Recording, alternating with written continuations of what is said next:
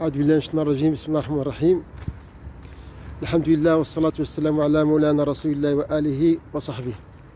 مشاهدي قناة صقل المواهب، السلام عليكم ورحمة الله وبركاته.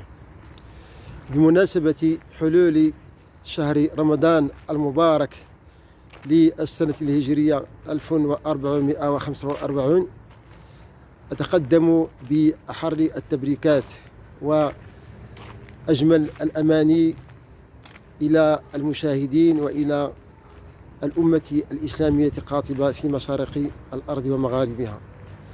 اللهم أهل علينا شهر رمضان باليمن والإيمان والسلامة والإسلام والتوفيق لما تحب وترضى.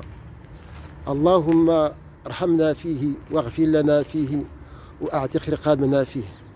اللهم انصر فيه أمة الإسلام. اللهم ارفع فيه راية الإسلام.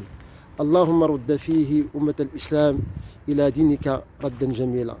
اللهم انصر فيه إخواننا المرابطين في أكناف بيت المقدس وفي كل مكان.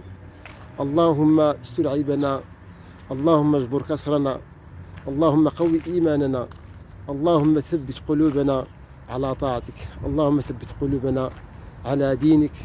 آمين آمين. سبحان ربك رب العزة عما يصفون وسلام على المرسلين والحمد لله رب العالمين.